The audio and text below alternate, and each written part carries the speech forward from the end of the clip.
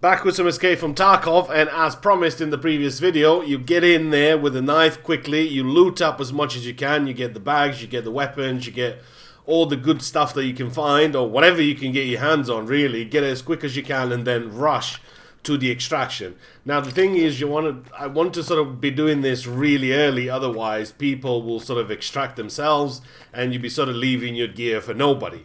So get in, get as much as you can done, and then just get to the end, and hopefully somebody will find it and they'll sort of leave you a message either on the video, maybe on the Reddit forums or whatever, Twitter, Facebook, whatever. If you do come across this loot, then it's going to be there and hopefully somebody would have found it. Now, that being said, I mean, I've done this altogether, I've done it 10 times now, so it gives me a good enough opportunity and a good enough chance for somebody to find the loot that I dropped, and I'm doing it early on. There's basically, you can hear there's kind of no shooting going on. Everybody's still sort of waiting around and creeping about and just waiting to see what everybody is.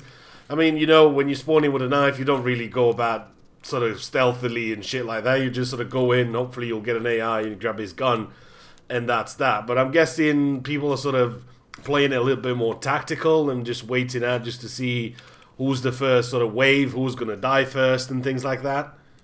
And then probably that's when they'll make their move, when they can hear a couple of shots being fired, they know that an AI has been killed, and they're probably thinking, okay, well, you would have grabbed a gun or two of them, and then you still would have left maybe something in there for me to go and pick up.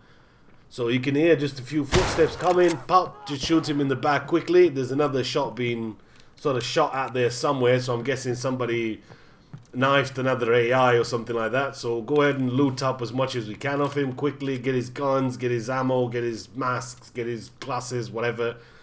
Just get as much as I can off him, really, and then get to the extraction, because you don't want to sort of leave it more than a couple of minutes. Once you've sort of passed a couple of minutes, then there's not really much you can still do when it comes to raiding, because people would have tried to escape with some of that good loot if it didn't come in geared. I mean, I've seen a lot of people that come in geared and want to stay till the end. I've actually stayed myself to the end, and I mentioned this before, that if you do stay up to the end, once there's 10 minutes left, you'll get a message telling you basically to extract. It's kind of in red.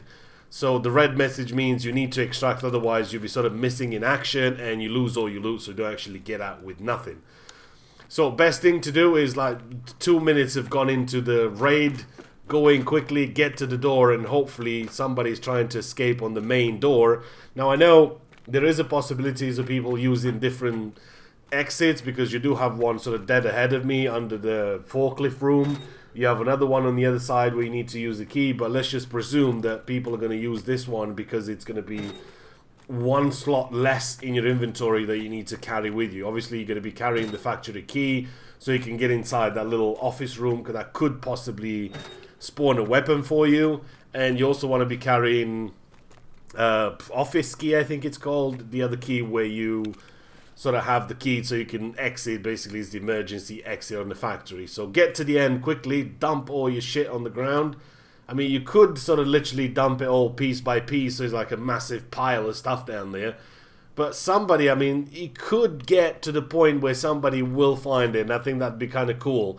I mean, I've been sort of trying different things out where if you run into a guy, and if you've played Escape from Tarkov or you've seen footage from it, then you'll see people sort of bobbing left and right.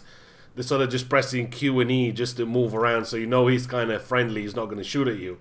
And I kind of went round, I picked up a gun, I got everything what I needed off an AI, and I run into a guy that did that. It was just with a knife, and I dropped him a shotgun, and to my good surprise, he didn't actually shoot me well. I kind of didn't stay to find out, but I'm going to try a little bit more.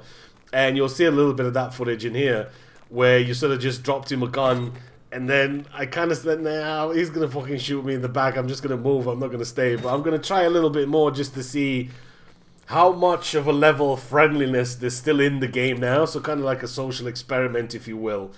If you give somebody a weapon, and will he just turn around and just shoot you in the face with it, or will he just go, okay, let's just go together, the main goal is to kill the AIs and get as much loot as you can and then escape with it. And that kind of is what the experiment's going to be all about. Now, no doubt I'm going to get shot in the face a lot of times, and I think the question goes to you. I mean, if you run into a guy that would drop you a loaded weapon, I mean, I'm going to fully load the weapon. I'm not going to give you an empty weapon or anything like that, because that'd be kind of stupid just to hear click click and then not be able to shoot at me. I mean, I could save my ass by not giving you ammo in it, but still, I mean, you'll see that when he picks it up that he's got no ammo. But if you do have ammo inside it, will you shoot me in the face if I drop you a gun and you have no knife, or will you just sort of think, okay, well, that's cool, let's just team up together and sort of go and loot out? I mean, you can see the guy right here sort of, yep, bobbing around. I know there's somebody inside there. I mean, this is early in the round, so I'm just going to let him be a little bit just to show him that I'm sort of friendly towards him. I'm not going to shoot him. He's still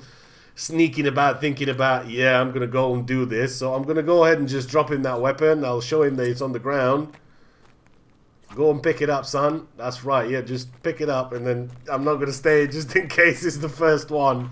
I'm just going to keep going just to be on the safe side, because I do have a really cool M4 that I want to get out. So I picked it up in that sort of room in the middle of the office building thing. That's kind of where you find it, so that's pretty cool. So we'll just go ahead and I'll get underneath and I'll use my key and I'll escape from here. And just quickly before we go, I mean, there was a thing that I kind of thought is going to work, but I just wanted to see the level of how deep does it go. So you can see I've got like tons of bags that I got from raids. I purchased a couple. So inside the tri-zip you get a sort of bag, and you can also put a couple of more things into it. So if you're struggling for room, or you want to get out with more loot, or if you want to stay till the end of the raid, possibly you can get out with even more loot, but it's just a matter of finding the sort of right sequence of bags. So inside the tri-zip there's a bag, then there's another bag, then inside this one you can actually put the duffel, or whatever these are called, and it gives you a little bit of room at the bottom, so you can put in some ammo there, some loot, some stuff like that you found.